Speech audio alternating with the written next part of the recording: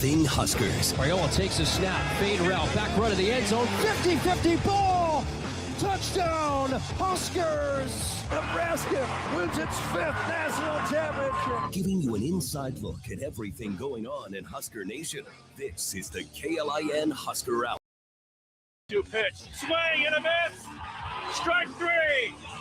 Jackson Brockett has the first 9-inning no-hitter for the Nebraska Cornhuskers since 1954, and he did it on his 12th strikeout. Sunset, go ahead, Thunderdog, and then one! Exclamation point! Pump the brakes! Now your hosts, KLIN contributor Cole Stukenholtz and sports director.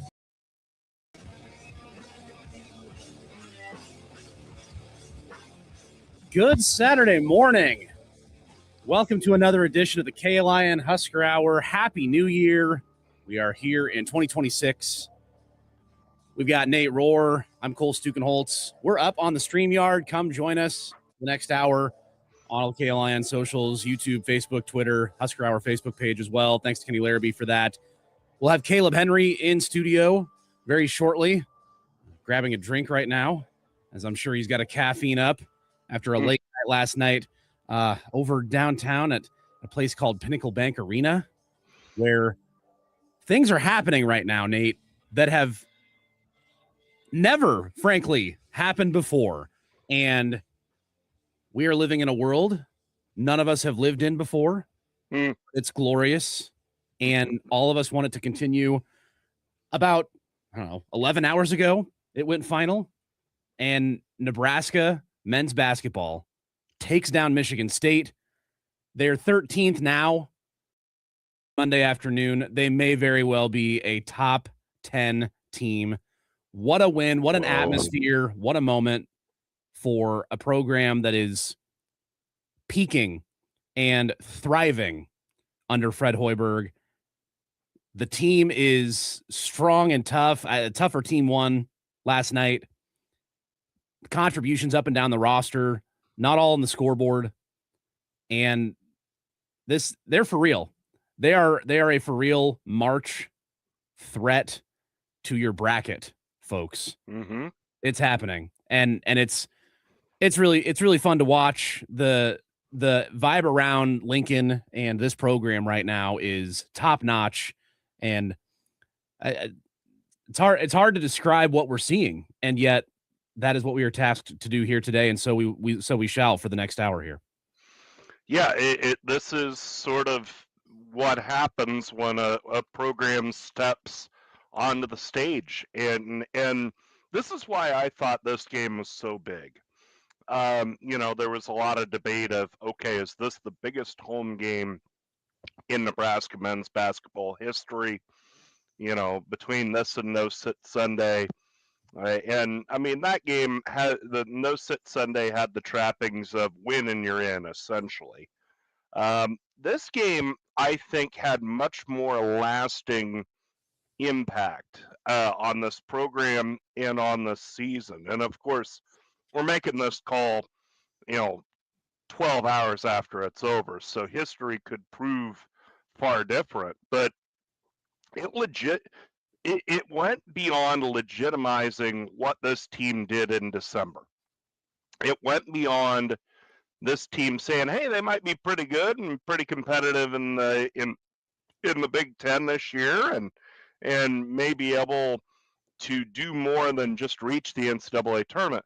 This announced Nebraska as a threat to win the Big Ten championship in men's basketball.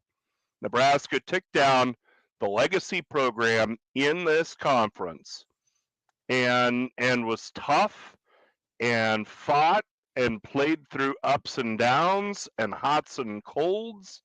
I mean, it was a legitimate effort. And I think it just verifies what we thought we saw when they beat Illinois, when they beat K-State, when they beat Oklahoma. This tells everybody, look, this team can probably make a run at the Big Ten championship. Maybe they win it, maybe they don't. They're going to be in the race for the long haul, and all of that means that Nebraska's going to be well positioned to not just win a game in the NCAA tournament and get the 800-pound gorilla off the back of this athletic department, they can make a second weekend run. And how this thing is trending right now, that's where they're headed. And you know, we'll see if they can maintain that level for 2 months, but this looks like a team that could really be a factor in the NCAA tournament. And for all the years where Nebraska has been in the neighborhood of making it, where you've said, okay, maybe they could win a game, you know, this is different. I mean, maybe, you know, the 91 team was about the only one that you could say could make a legitimate run like this team could do.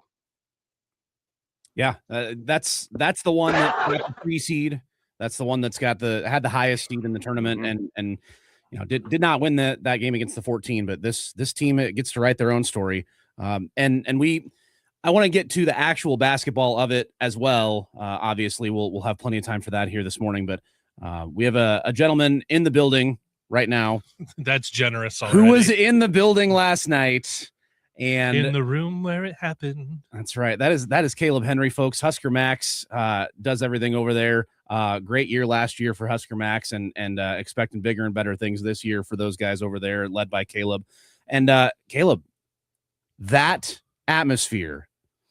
I know you weren't at No Sit Sunday, but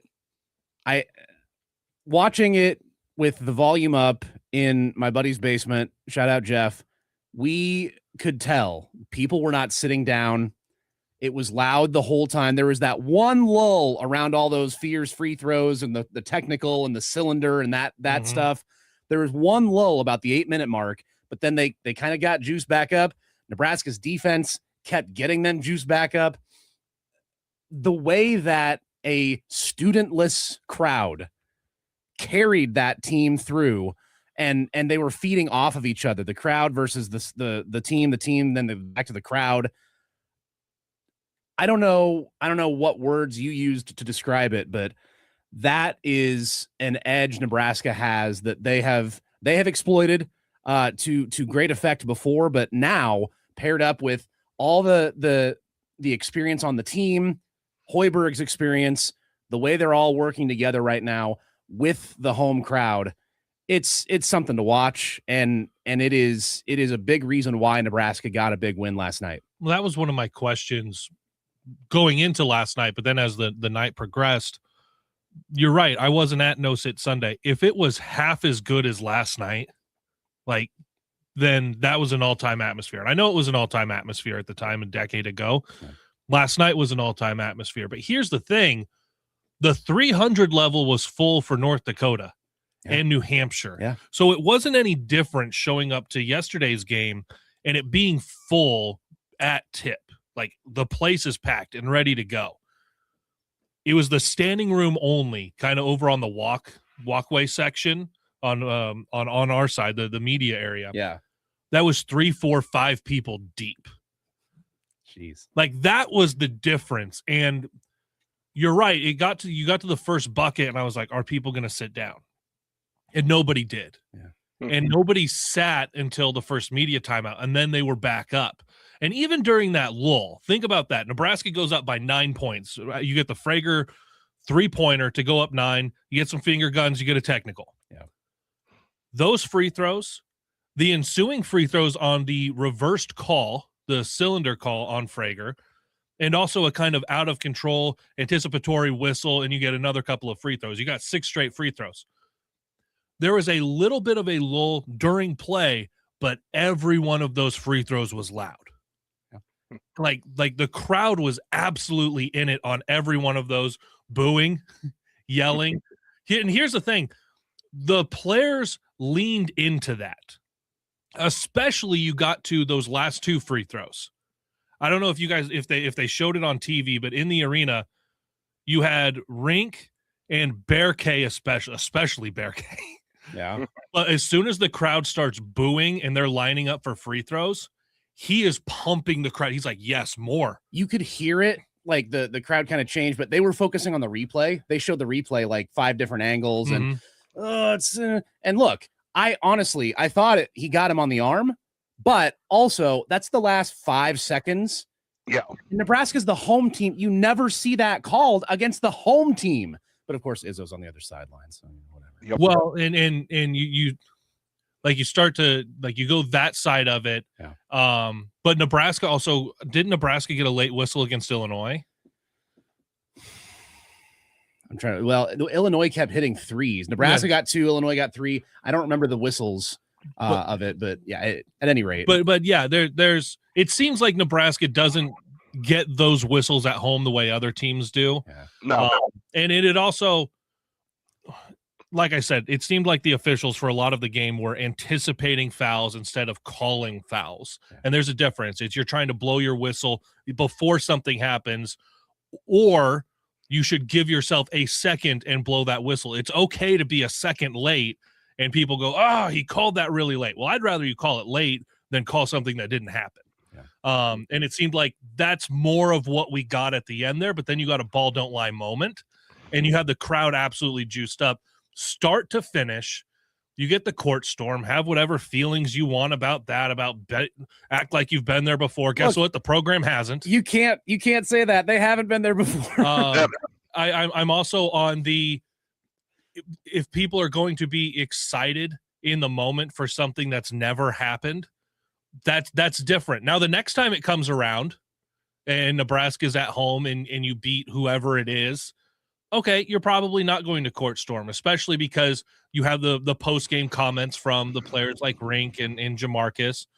But this was different. Yeah. Like, this was different in so many ways than even the Wisconsin win at home, than even Creighton a couple of weeks ago. Mm-hmm. Like, it was just different, and I applaud people for living in the moment and being excited about watching greatness play out in front of them last night, because that's ultimately what you got. Whether the difference was 2 points or 20, you got greatness and a historical evening for Nebraska men's basketball.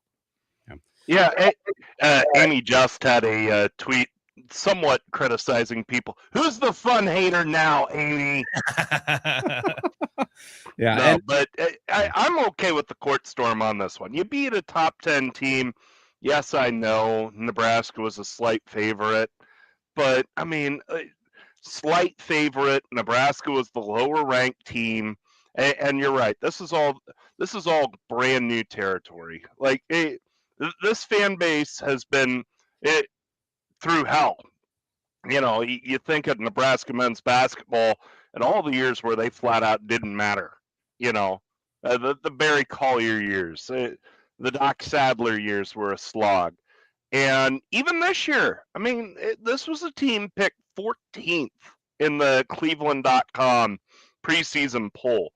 And they're going to be a top 10 team in the nation. I mean, it's mind-blowing. And it's an exceedingly likable team. I mean, Rink Mast is just a flat-out great player. You know, Bjerke's really come on as an energy guy, as a toughness guy, and playing with some skill. And then, of course, Tom Izzo in his comments last night highlighted Sam Hoiberg. And God, I love that guy. I mean, it's all grit. It's all toughness. He's on the floor for everything. He was such a pest last night. And, you know, in a game where you only give up 56 points, you know, he was one of the catalysts for all the turnovers for Michigan State. I mean, Michigan State turns it over 19 times last night. You don't see that from a Tom Izzo team. And it was because he was such a pest. So this is a likable team. It's a honeymoon. You know, obviously they haven't lost yet. So they really haven't gone through a lot of adversity yet, knock on wood. But, yeah, it's just a fun ride right now. And I'm glad Husker fans are having fun with it. And, you know, I don't anticipate they're going to court storm again for a while. I mean, hey, they get Purdue at home. They get Michigan at home. It could happen then. And if it does, I'm okay with it. Let me ask you guys this. Like, we're all dads here. Yep. You take your kids to Disney, they see their favorite Disney princess for the first time, or my daughter sees Darth Vader, whatever it is. you looking at that kid and saying, "Hey, act like you've been here. Hey, let's reel that bull hockey in right now. Act like you've been there before." I get it. Cinderella's up there looking gorgeous. I know you love her. We've watched the movie a million times. Oh, look, it's Elsa. Hey, I'm going to need you to act like we've been here before. Do we really need to wait in line for a picture with Minnie Mouse? No. Yeah, of course you're going to wait in line. Of course you're going to go crazy. Hey, act like you've been here before. We're skipping the line. We're going to do something else, all right? Yeah. No, this fan base is they're getting what they deserve for all the support they've poured into this program and then some right now. Yeah. Live it up. We are going to continue living it up right here. We've got the StreamYard up. Hi, Kathy. Hi, Stuart. Appreciate the comments and the watching. 83 people on the stream. We're going to pump those numbers up. Those are rookie numbers. We're going to have a little bit of the basketball when we get back here.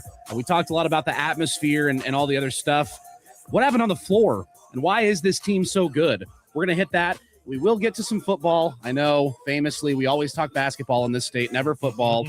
We will get to some portaling, comings and goings, and visits and whatnot. We've got a lot to go with Kaleb Henry and Nate Rohr here in studio. I am Cole Stukenholtz. More Husker Hour next. Have you ever been to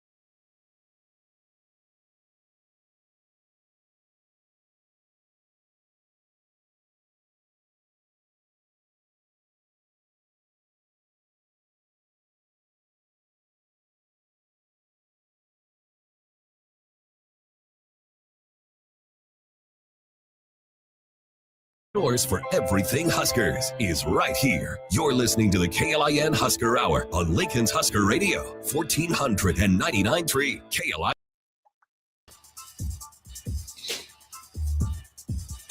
Not gonna lie, I didn't actually look at this box score until this morning because I was just soaking videos, listening to Kent's call, move over for daddy. It's which is a great call, by the way.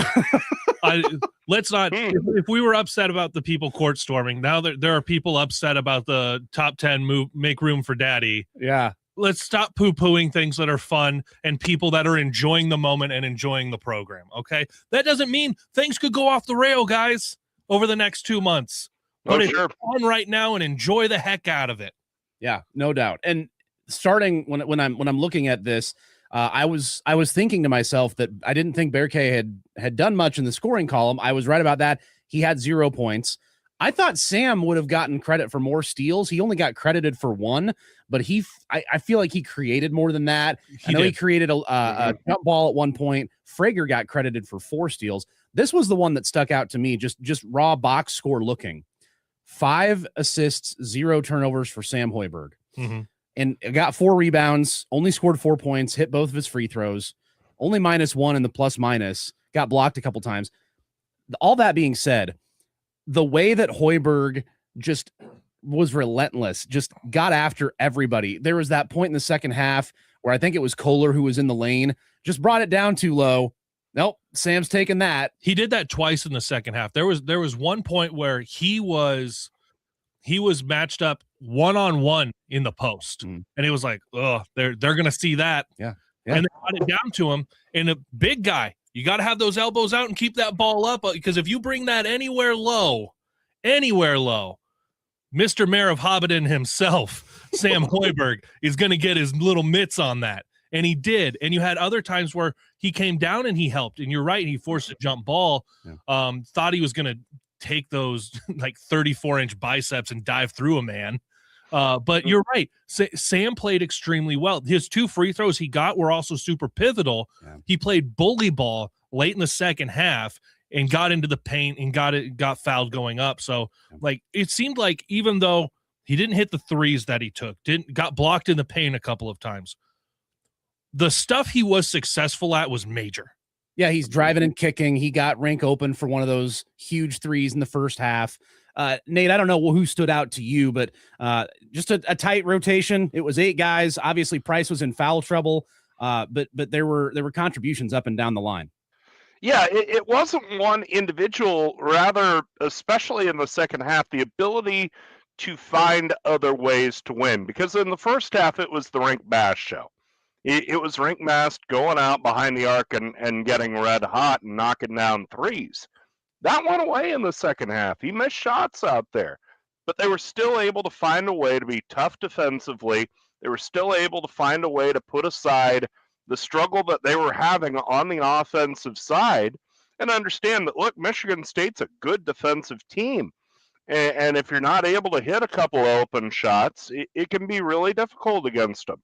But they were able to put that aside, be just as tough as Michigan State and tougher on the defensive end and hold up, create turnovers, create opportunities for themselves, and ultimately find a way to win that game. I mean, maybe Braden Frager in the second half, and he's just such a spark for this team too. I think he's got a little more skill than Sam in terms of scoring, in terms of creating offense, but he still kind of has that spirit about him of being a junkyard dog. But there's just such a great balance about this team, and some of it is that they're old.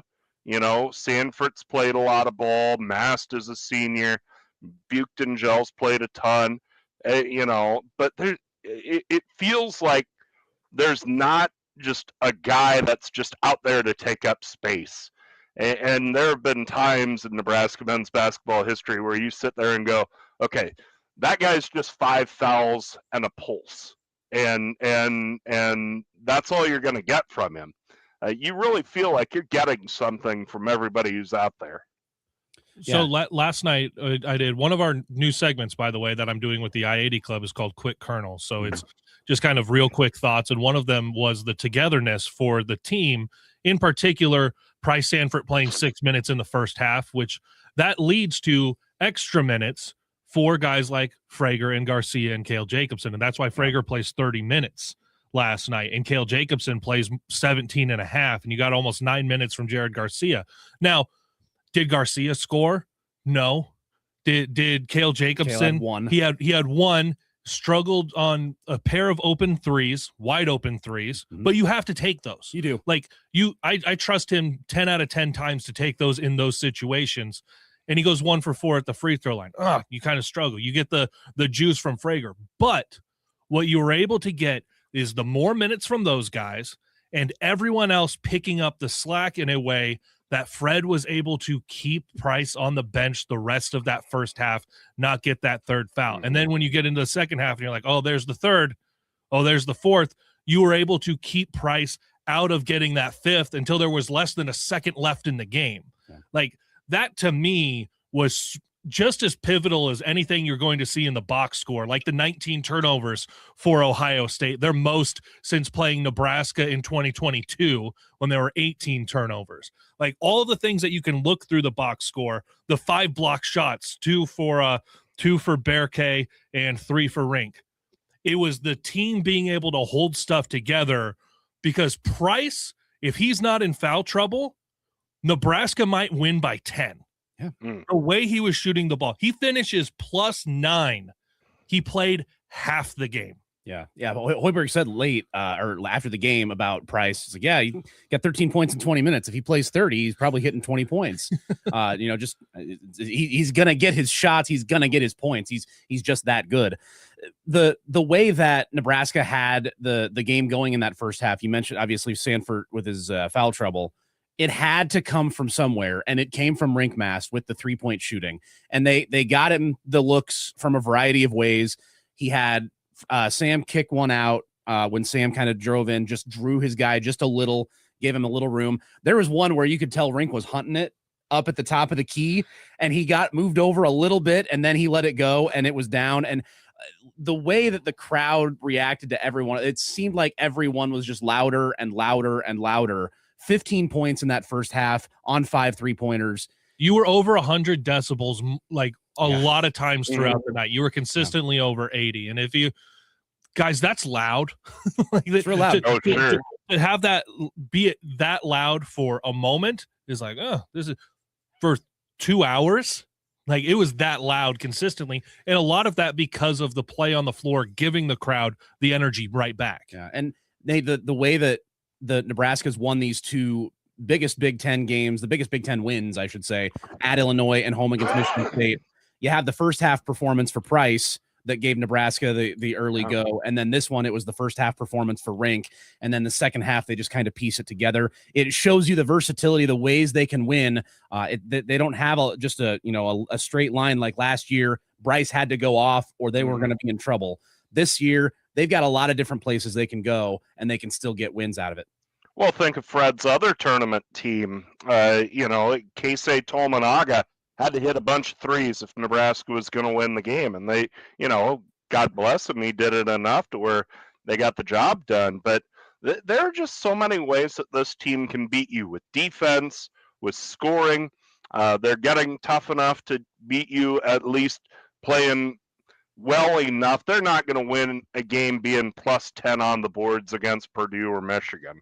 But they can at least do well enough on the boards, down low in the post, to be competitive there and let the other strengths, the outside shooting, the ball movement, the multiple threats, and the really good and tough defense beat you. So you feel good. It feels like this team has as good a chance as any to find a way to beat a team. They may run into a bad matchup at some point. They may run into a hot shooter, whatever. But there are just so many clubs in their bag right now that they can find a way to win a game, and it's just a matter of figuring it out. And the other thing is, this team has on occasion been prone to slow starts, especially against lesser opponents. But you look at their biggest games, and their biggest players have stepped up to spark them, to get them going on the right track. I think that's a great sign, too, that when it matters, when the money's on the line, you can lean on Price Sanford to spark things. You can lean on Mass to spark things. And one more thought, who do you double, in Nebraska's starting five? I mean, who do you help on? You're not going to have two guys chase around, Rink Mass for a whole game, but if you help on Mass, that's going to open things up for Price. If you help on Price, that's going to open things up for Mass, and both guys are good enough shooters to do something with that space. Yeah. There's also the factor of, not everybody on this team can drive into the lane and just kind of create offense late in the shot clock, get their own look, find a way to drive and kick, draw fouls. But there are a couple of instances where you saw Sam do it. He just kind of took it upon himself to drive. Jamarcus Lawrence drew 3 fouls. I think all of them were driving in the lane. He got the and one early. How about this for Caleb Jacobson? 1 point, he drew 6 fouls. Yeah, Caleb, and he didn't score much. He only got to the line twice and made 1 of 4. But it still gave Michigan State something to think about. Like, you're right. And there's also going to be nights where Sam and Kale will not miss those open looks. Mm-hmm. They've knocked down threes. They hit big shots against Wisconsin, Creighton, Illinois.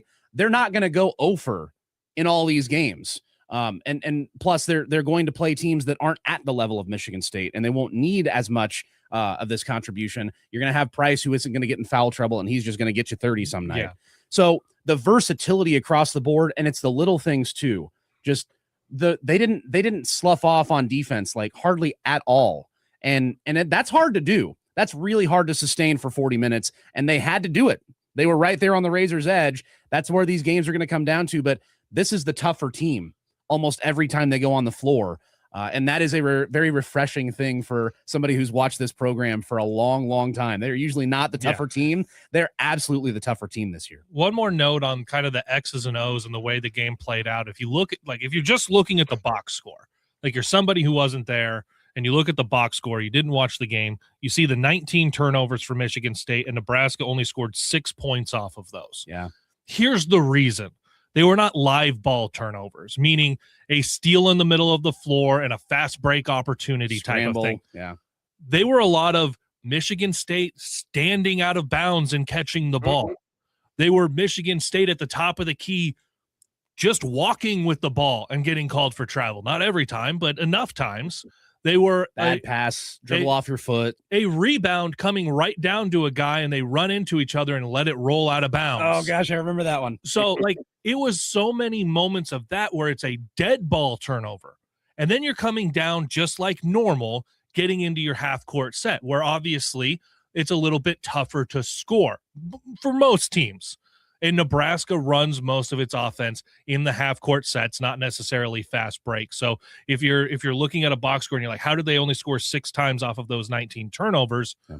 They didn't have as many live ball, get out and run moments that you typically have when there are that many turnovers forced. Yeah, that's a good point. And like we've said, there are going to be a lot of different ways Nebraska can win games. There's going to be a lot more wins to look at, and that's what I want to do next.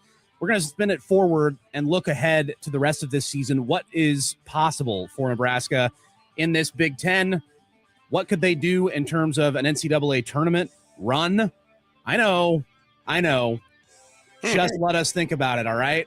And then we will get to some football as well. We are going to keep this rolling. We've got 161 in the stream. That's the biggest stream we've had yet. Way to go, everybody. We'll keep this going here. It's a party. Just less than 12 hours after Nebraska takes down Michigan State at PBA. We're going to keep it rolling here on Husker Hour right after this. Have you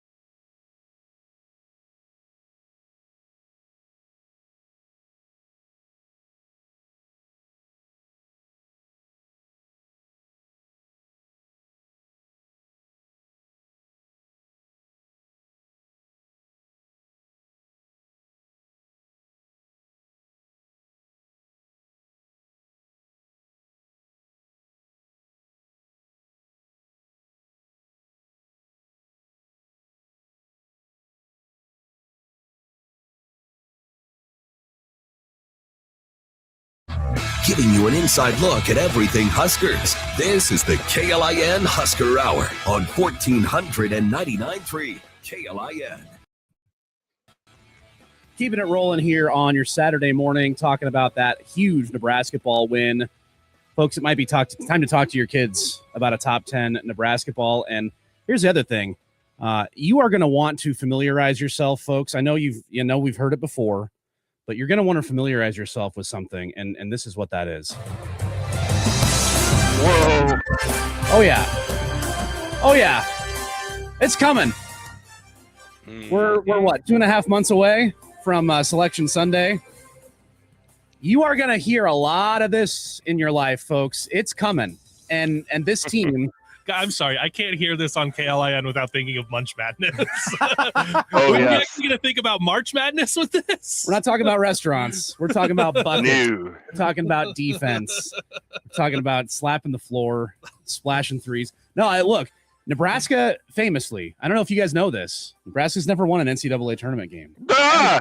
Folks love to say on social media. Yes, yeah. By the way, hey, Google, tell me how many wins Nebraska has in the tournament. Yes, we know. We all know. Dude, nobody knows more than Husker fans or people that cover the Huskers. We all know. All right. But looking ahead at this schedule, looking ahead at what they've done already, looking ahead at what's possible for this Nebraska basketball team, it is not out of the realm of possibility to basically do what Indiana football is doing. Not just, oh, hey, it's been a long time since they've won a conference championship. Check that box that Indiana did. The first conference championship, I think, since what, like 1945, 55. It's their first Rose Bowl since 1968, the second ever, and they won it. And you know, they're just in the national semifinals and could potentially win it all. They're probably the odds-on favorite to do so. Look, Nebraska basketball is essentially the Indiana football of men's basketball. Indiana is the losingest team of all time as a power conference team in college football. Nebraska's not the losingest team. I thought they passed that off. They may this have. Year. They may They have. handed it off this year. Yeah. This year. It took an undefeated year for them to finally hand that off. An undefeated year and a playoff year the year before. They've 25 wins in 2 years. Yeah, that'll do it. That'll do it. But that is the type of realm that Nebraska basketball is getting into right now. They're poised to not just get to the tournament and finally win a game. No, they're poised to win that second game and make that second weekend. And then who knows? The NCAA tournament's about matchups. It was a bad matchup 2 years ago against Texas A&M. Mm-hmm. I have the t-shirt to prove it. There's a lot on the table for Nebraska. And I want to talk about the possibilities. I've got the schedule in front of me. I know what's up ahead for Nebraska in terms of, which teams are good, which teams are going to give us the most fits. The next two are 2 games against top 40 KenPom teams. They're both on the road as well. So those are quad 1 opportunities. Later on in the year, you're going to play the number 1 team in the country in Michigan. You've got another matchup with Illinois. That one they get at home. And then you'll also play Purdue at home. They're number 4 in KenPom. They're a real team as well, obviously, as usual. And then they finish, Nebraska does, with 3 games against top 40 KenPom teams, 2 of those on the road. USC and UCLA on the West Coast. They have the finale against Iowa. They'll play Iowa on the road earlier in the season as well. Those are all top 40 KenPom teams that Nebraska still takes on. You got dogs in the conference like Northwestern and Washington and Minnesota. They're going to have to get those as well. But you're looking at a team that could challenge for a Big Ten title. I don't think they get it with the way Michigan is playing, and Purdue is really good as well. But Nebraska has played in seasons where they've been a top 4 seed, and it's been a quote-unquote down year for the conference. Famously, they had a top 4 finish in the Big Ten and missed the NCAA tournament. Didn't get a home NIT game that season.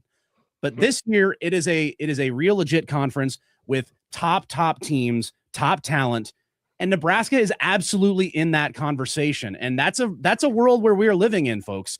And get used to seeing Nebraska as a favorite. A lot of times you're going to hear a lot of, act like you've been there before. But that's what the reality is right now, Nate, for this team. They are this good, and they are going to challenge for the Big Ten championship, and they're going to be in bracketology as a top 4 seed where they get to pick potentially where they go that first weekend in March. Yeah, it's nuts to think. I mean, I'm seeing a lot of bracketology where Nebraska is a 2 or a 3, which, just by seeding, that gets you into the second weekend. and it gets you a little easier matchup. I mean, that's been the big thing about the albatross, about not winning in the NCAA tournament, is that Nebraska very often has been an 8, a 9, a 10, a 7, where at best it's a toss-up if you're not an underdog. I mean, you're going to be in a position to win a couple of games in this tournament. And of course, it depends on what you do in the Big Ten, but the Big Ten has plenty of juice this year. They're going to be in a good spot. And now that you've got Purdue, or now that you've got Illinois and you've got Michigan State wins, including one on the road, you know, at this point, they're going to need a reason to boot you down. I mean, you're going to be sitting there the whole year as a team that's in that at least that top quarter of the bracket. And it's going to take a slump for you to play you out of that instead of having to get hot at the end of the year to play you up to that. So that's what last night was about, was continuing to solidify Nebraska as at least a top 4 seed in the NCAA tournament, to where it's favorable for them to get through to the second weekend. And if you look at the schedule for Nebraska and where they are, 14-0, 3-0 in the Big Ten, they got 17 regular season games left. For me, I like to look at, what are you trying to get to? Okay, first order of business, win as many games as you can. Mm-hmm. How quickly can you get to 20? Because that always feels like the baseline, right? Yeah. So you look at the schedule and you go, all right, you can definitely find 6 more. Okay, build on that now. And if you play it out and say Nebraska goes just over 500 in the remaining games as a floor, as an absolute floor, that is 23-8 going into the Big Ten tournament. If you are 23-8, you're a top 6 seed. Like you're a top 6 seed. Yeah. It depends on who those 8 were. Sure. Like, and you start to play that. Do at home. Yeah. Mm-hmm. So it when you're looking at the way the schedule plays out, and if you say eight losses now is that's the baseline, you don't want to go worse than. Okay. As soon as you start to flip one of those, and then you are 24-7, or you're 25-6, you're getting into that territory, Nate, like you were talking about, where the committee does not have a choice to bump you down because you have already notched those resume, like those key resume indicators of number of wins and quality wins, to where they're looking at like teams and going, did they win at Illinois? Did they beat Michigan State, whether it was at home or on the road? That's the resume portion that Nebraska has built right now, that maybe you haven't had the last couple of NCAA tournament trips.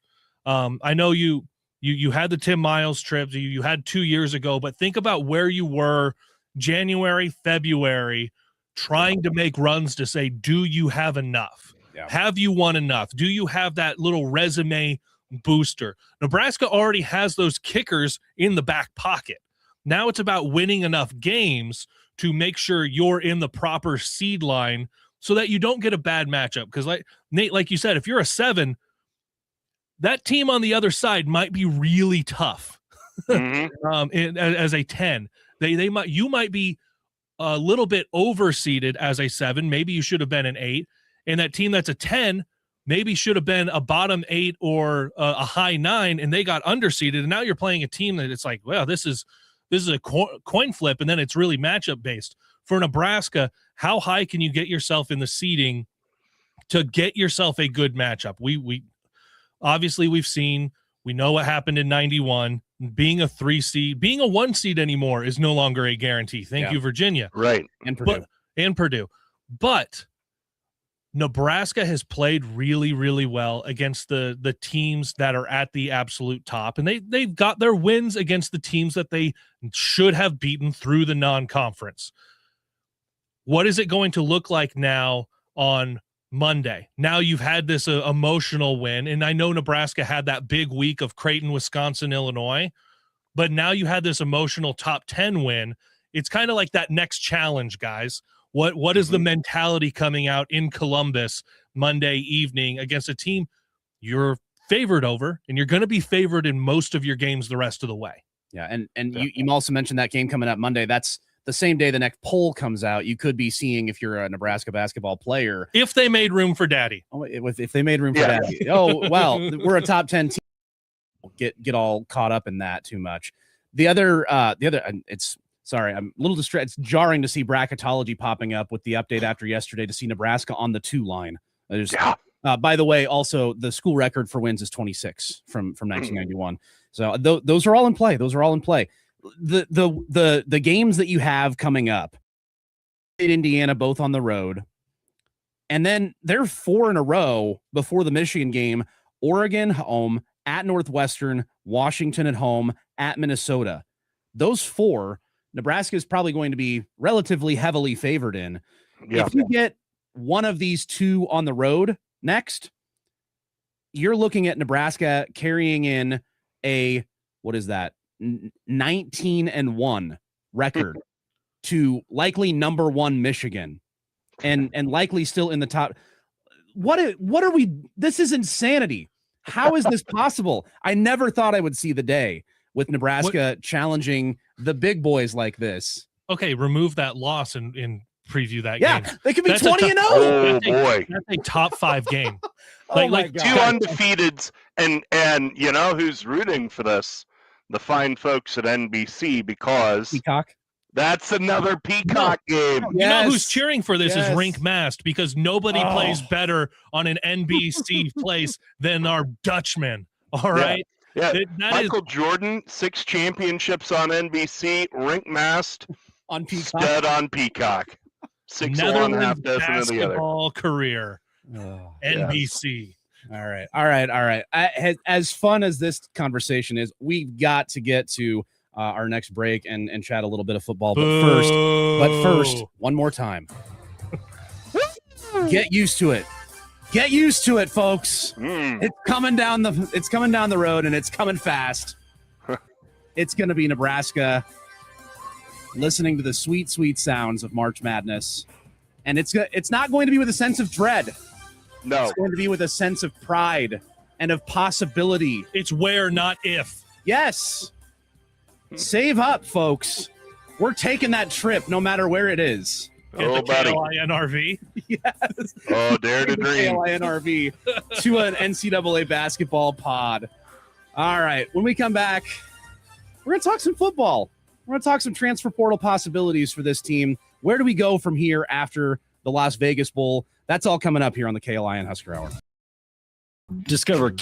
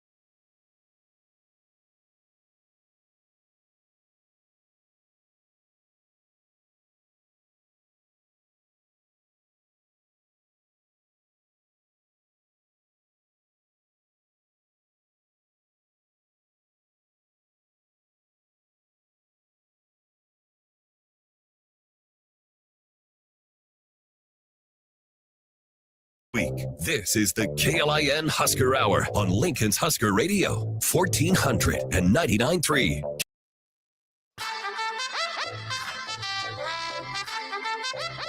Well, we go from a Fred Hoiberg coach team to a Matt Rule coach team. Not the same result this week for the football squad, 44-22. That feels like 5 years Well, ago.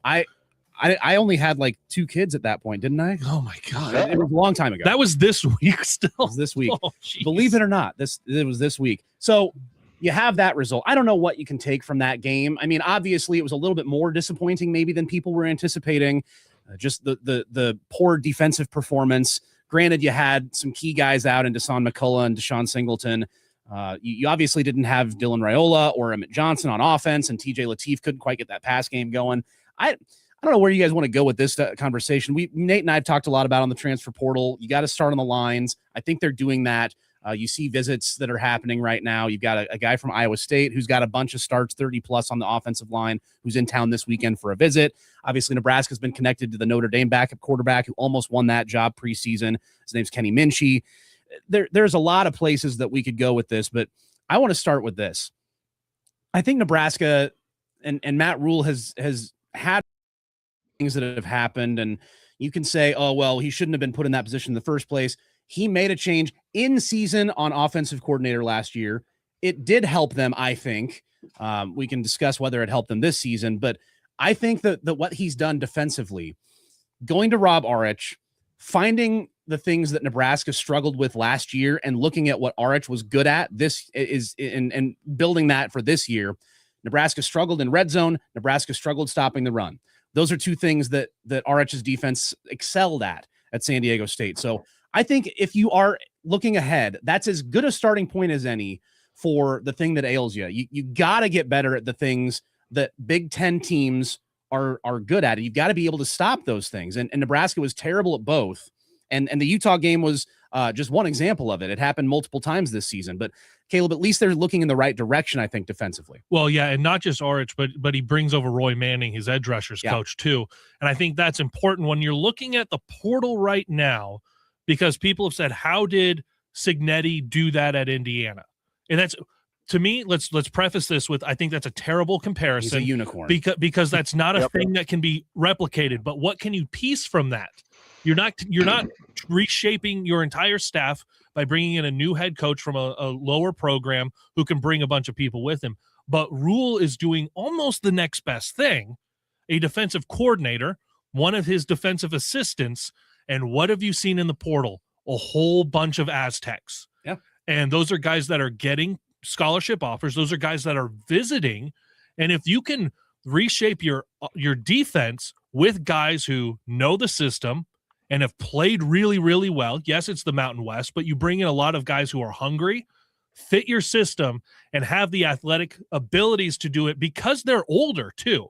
Like, it's not talking about, did this guy do this as a freshman or was he a 5-star and maybe he redshirted? These are guys who have done it and been on the field and played in the system. I think that's something that is really intriguing for me as we are in this portal window, is how many of the San Diego State guys are going to end up here. And then to mesh those with Nebraska does have young talent. This is the part, like Matt Rule is absolutely right. Nebraska has young talent, but now you mix that talent. Can you develop those guys? That's still been the part that's been missing, especially defensively on the defensive line, linebackers. You had a whole bunch of talented defensive backs, but maybe you wanted a little bit more, especially from them, to develop into the run fits and stop some of those. Caleb Benning led the team in tackles as a defensive back. Yeah. You don't want your DB to do that, but he had to step up and make tackles. And how many times throughout the year did we not see defensive backs do that? Yeah, Trey White is the big key here from San Diego State, the edge rusher. It was first team all conference, and the fact that Nebraska brought his defensive coordinator and his position coach over, I would think gives NU a leg up in that battle.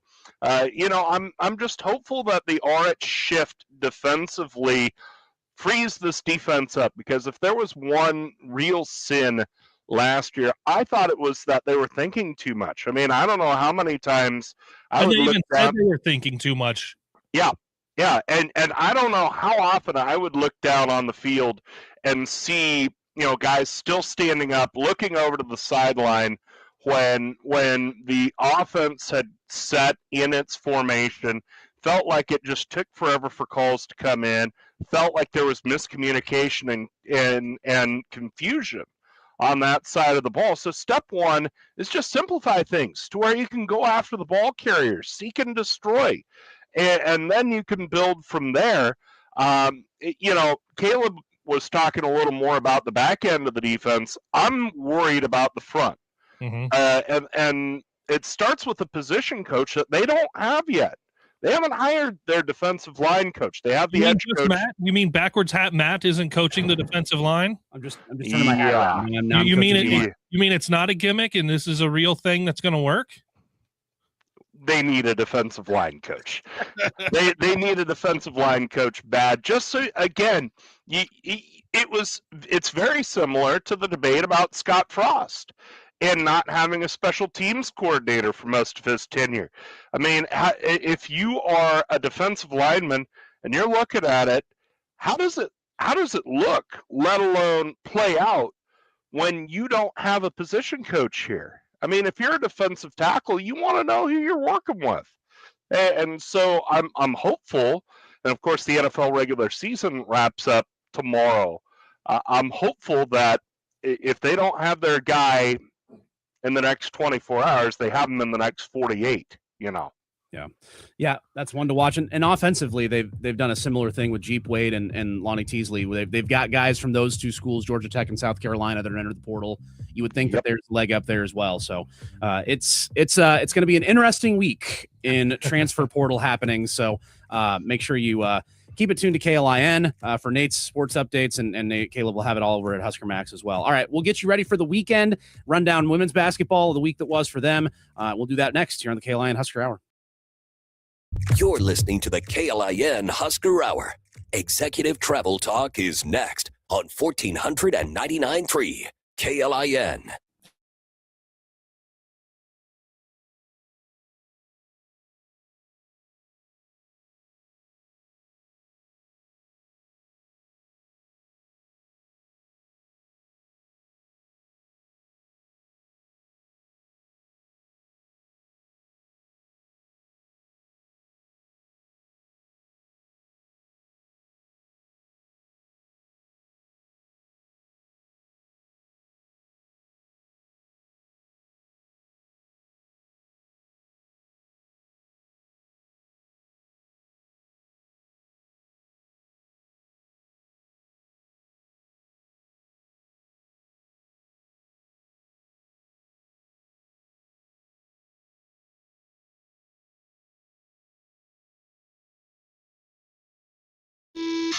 Husker football, basketball, baseball, and beyond. This is the KLIN Husker Hour on 1499.3 KLIN. Well, lost in the excitement of Nebraska men's basketball. The women had a tough week. Losses to USC and Iowa, kind of crashing down to earth. They did start undefeated, and they do still have a really good team, Nate, but they're running into some better competition in the Big Ten. Both top 20 teams, and both good teams, yes. But they really want to get Natalie Potts back quickly. Yeah, get Potts back in the lineup. They didn't have Hargrove for the Iowa game on New Year's Day, so hey, bumps in the road. They need to pull out of the skid, but I'm not long-term concerned about what we're seeing from women's hoops. They just ran into two good teams. This is the Big Ten. I mean, not everybody can go through a basketball season undefeated. Yeah. Now, we'll see what they have next. First, Husker men play Ohio State on Monday. Nebraska women are taking on Purdue next. That one is tomorrow. You'll have that one over on B107.3. A lot of portal happenings as well. It's going to be a busy week. We'll see you right back here next Saturday. Hey, Larrabee, Nate Rohr, I'm Cole Stukenholtz. Top 10 Nebraska ball. Go Big Red.